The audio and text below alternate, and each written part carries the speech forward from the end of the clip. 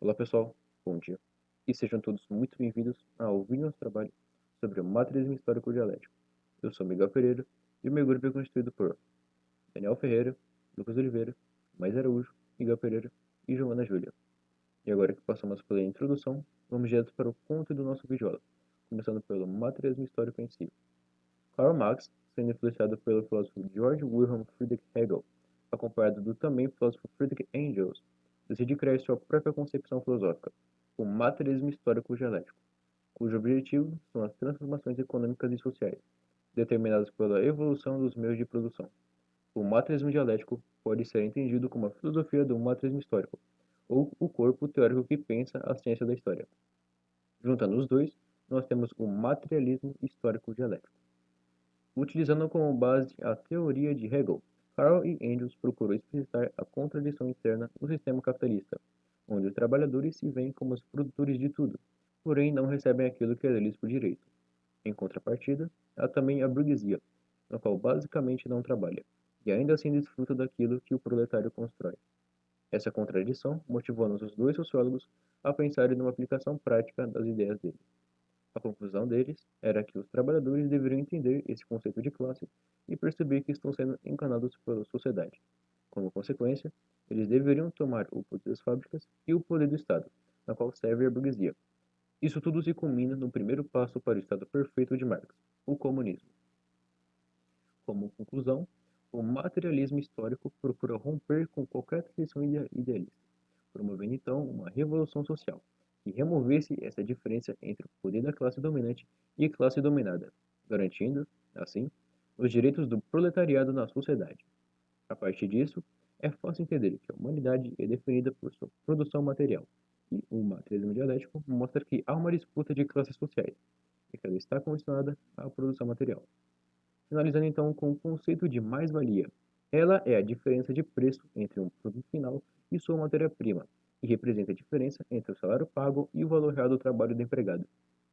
Com isso, o lucro atribuído à burguesia é, na verdade, uma apropriação do trabalho do operário, na qual sua força de trabalho é roubada e falsamente recompensada por um salário.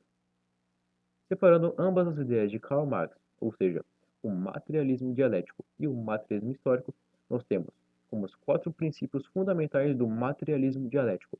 Primeiro, a história da filosofia, que aparece como uma sucessão de doutrinas filosóficas contraditórias, dissimula um processo em que se enfrentam o princípio idealista e o princípio materialista. Segundo, o ser determina a consciência e não inversamente. Terceiro, toda a matéria é essencialmente dialética, e o contrário da dialética é a metafísica, que entende a matéria como estática e anistórica.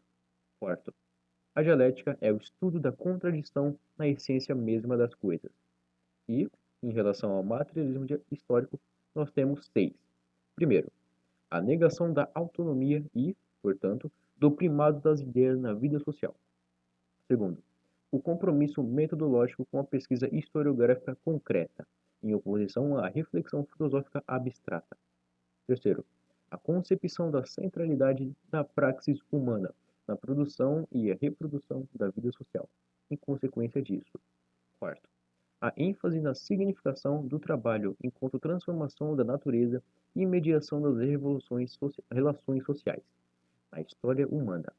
Quinto, a ênfase na significação da natureza para o homem, que evolui de uma concepção presente nas obras iniciais de Marx, que concebe o homem como essencialmente unido à natureza, para uma concepção de homem essencialmente oposto à natureza e dominando-a.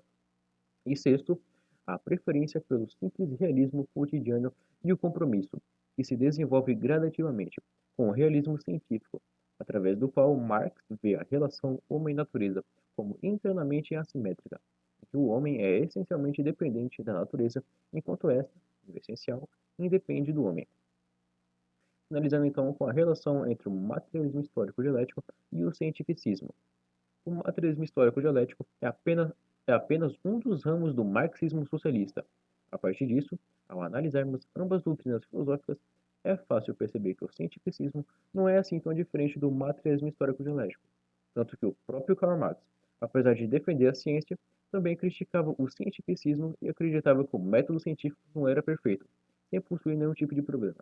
Porém, isso não quer dizer que essa teoria não seja para nada, uma vez que Marx, junto com Engels, também afirmou que o cientificismo seria apenas uma etapa intermediária, porém necessária, para se alcançar a sociedade comunista. E esse é tudo por hoje. Até mais.